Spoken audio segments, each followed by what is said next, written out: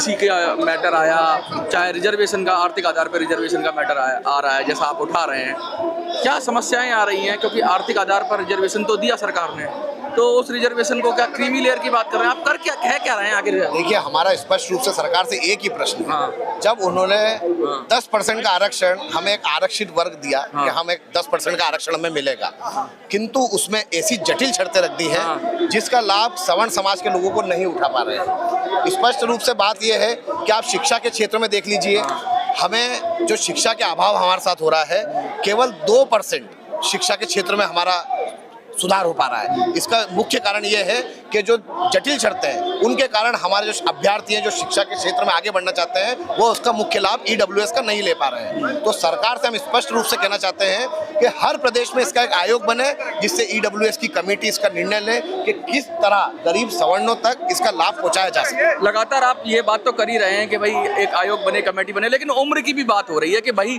वहीं अगर एससी का होता है या ओबीसी का कोटा होता है तो उम्र में भी रिलैक्सेशन मिलता है, लेकिन जब आर्थिक आधार पर हम बात करते हैं तो यूपीएससी के, मैंने देखा कहीं आपका लोग यूपीएससी के अटेम्प्ट की बात कर रहे थे, तो क्या वहाँ भी आपको लगता है विषमता हो रही है, एक जैसा आरक्षण और एक? देखिए, देश के सबसे बड़े एग्जाम यूपीएससी में आप देखिए, आयु सीमा की छूट हमारे वर्ग ईडब्ल्यूएस वर्ग को भी देनी चाहिए। अभी आप रिसेंट में एक मुद्दा देखेंगे जहां माननीय हाईकोर्ट इंदौर ने एक निर्णय दिया है जिसमें एज रिलैक्सेशन के मामले में उन्होंने 3 अभ्यर्थियों को अनुमति दी है कि वो भी इस ईडब्ल्यूएस के मापदंड में आएंगे, जिससे उनका भविष्य में एक अच्छा निर्णय आया है। तो मैं चाहता हूं कि जब देश के इंदौर के मध्य प्रदेश हाईकोर्ट को उनकी पीड़ा समझ सकते हैं ईडब्ल्यूएस एज रिलैक्सेशन की, तो क्यों इस देश की सरकार इस मुद्दे को पे बात नहीं करना चाहती? यूपीएससी नियम बनाती है और सरकारें पॉलिसी बनाती हैं, लेकिन सरकार तो कहते हैं सनातनियों की सरकार है, नरेंद्र मोदी की सरकार है, जय श्री राम के नारे लग रहे हैं, और उसके बाद भी अगर ये इस तरह की बातें हो रही हैं तो उस पर आप क्या कहेंगे? सरकार को क्या ये तो सरकार को सोचने का विषय, देश के प्रधानमंत्री को सोचना चाहिए। कि मैंने इसके पहले भी पत्रकार बंधुओं से चर्चा में कहा कि वो लोकप्रिय प्रधानमंत्री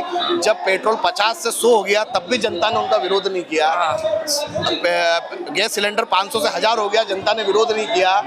यूजीसी जैसा ऐसा काला कानून जो हिंदू समाज को आपस में बांटने का कार्य कर रहा है, ऐसा काला कानून, एक तरफ सरकार नारा देती है कि जात पात की करो विदाई, हम सब हिंदू भाई भाई, और दूसरी तरफ ऐसा कानून लाकर हिंदुओं को बांटने का कार्य कर रही है। तो ये देश के प्रधानमंत्री को सोचना चाहिए कि उनकी छवि, ऐसा काला और ऐसा भद्दा कानून जो सवर्णों पर थोपा जा रहा है, उससे उनकी छवि पर कितना असर पड़ा। क्या लगता है कि प्रधानमंत्री की छवि की तो आप बात कर ही रहे हैं, देश के अंदर एक नए किस्म की, क्योंकि अब तक जो सवर्ण समाज था वो ज़्यादा बोलता नहीं था, लोग उसको कहते हैं, लेकिन अब वो भी मुखर होकर बोलने लगा है, और जब बोलता है तो रोकने का भी प्रयास किया जाता है। आपके साथ क्या हुआ? जो मैंने कुछ सुना है कि आपकी कुछ काफ़ी सारे लोगों की परमिशन थी, क्या हुआ आपके साथ? देखिए, हमने इसके पूर्व में 500 लोगों की परमिशन के लिए अप्लाई किया था, क्योंकि हम ईडब्ल्यूएस की बात रखना चाह रहे थे, हम अपनी उपस्थिति दर्ज कराने आना चाह रहे थे। वरना करणी सेना का आंदोलन के बारे में आपको भी जानकारी, हम जहाँ जाते हैं एक बड़ी संख्या में आंदोलन करते हैं, वो अनुशासन में रह के आंदोलन करते हैं। 500 लोगों की परमिशन थी, प्रशासन द्वारा पहले उसको 300 किया गया, 300 के बाद हमको हमारे व्यक्ति को बुलाया, उन्होंने हमारा संगठन के, वो बोला कि नहीं, आपको 300 की भी परमिशन नहीं दी जाएगी, आप केवल 150 तक सीमित रहे। 150 के बाद भी उन्होंने उस संख्या को 120 कर दिया। ये लोकतांत्रिक व्यवस्था में हम अगर अपना विरोध दर्ज कराने का अनुशासित रूप में, देखिए भारत देश में यूजीसी को लेकर आंदोलन हो, चाहे ईडब्ल्यूएस को लेकर आंदोलन हो, करणी सेना ने लाखों की संख्या में जब रोड पर निकली है।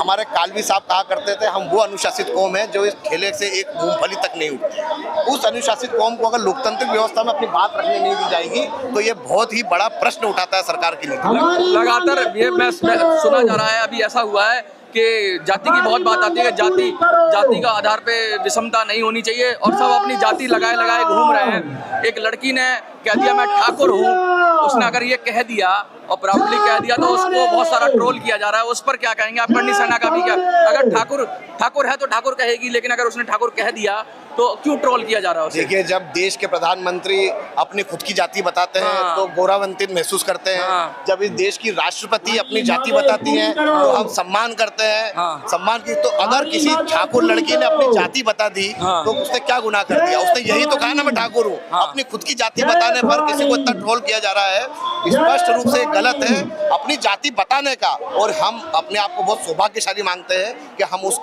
कुल में जन्म लिया है जिसमें देवता लेते हैं। तो ये जो जिस तरह का नैरेटिव चल रहा है कि अगर आप किसी खास जाति के हैं तो आप अपराधी हो जाएंगे, और आप किसी किसी और जाति के हैं तो आपका शोषण हो जाएगा। क्या वो जो नियम था जिसमें ताकतवर कमजोर का शोषण करता था, वो नियम को ताक पर रखकर जाति के आधार पर बात हो रही है? देखिए, जाति पे बात वो करते हैं जिनको जातिगत राजनीति करनी होती है। राजपूत समाज एक ऐसा समाज है जिसने 36 कौमों ने जिस पे विश्वास जताया है। हमारे पूर्वजों ने भी सबके लिए युद्ध लड़े। आप एक पूर्वज बता दीजिए जिसने किसी एक जाति के लिए युद्ध लड़ा। सारे समाज हमें समर्थन करते थे, आज भी वही स्थिति है, किंतु कुछ जातिगत ऐसे कीड़े हैं और ऐसे नेता हैं जो हमें आपस में लड़ाना चाहते हैं। उनको भी स्पष्ट रूप से ये करनी सेना का संदेश है। हम जब भी कोई आंदोलन करते हैं उसमें सर्व समाज बढ़ चढ़ कर हिस्सा लेता है। ये हमारे ऊपर उनका विश्वास ही है। जाति में हमारा मुद्दा जातियों से लड़ना नहीं है, मुद्दों से लड़ने का है और हम मुद्दों पे ही लड़ेंगे। करनी सेना अक्सर मुखर रहती है। तो एक सवाल और फिल्म लाइन से जुड़ा हुआ, अक्सर पहले जो पुरानी फिल्मों में ठाकुर को इस तरह से विलन की तरह दिखाया जाता था तो एक वो नैरेटिव चलता था। अभी एक नई सीरीज आई है जिसमें घूसखोर पंडित जो नाम पर जिस पर भी काफी चीज हो रही है, तो क्या लग रहा है कि ये स्पेसिफिक टारगेट करके पंडित शब्द को या ठाकुर शब्द को इस्तेमाल करके और उसको नेगेटिव दिखाना और घूसखोर शब्द के साथ जोड़ना, जैसे कि अन्य जातियों के साथ जोड़ा जाता था, जैसे चोरी के साथ एक शब्द जोड़ा जाता था, मैं नाम नहीं लूंगा, तो ऐसे ही अब जो सवर्ण जातियां हैं उनके साथ भी ऐसे शब्द जोड़कर ट्रेंड किया जा रहा है। क्या कहेंगे आप? देखिए, किसी भी जाति पर प्रश्न उठाने का ब्राह्मण भी हमारे सर्वमान्य है, पूजनीय है। ठाकुरों पर जब अत्याचार की पिक्चरें बनती थी, लगातार आपने देखा होगा ठाकुरों को अत्याचारी बताया था। पर इसका विपरीत होता है।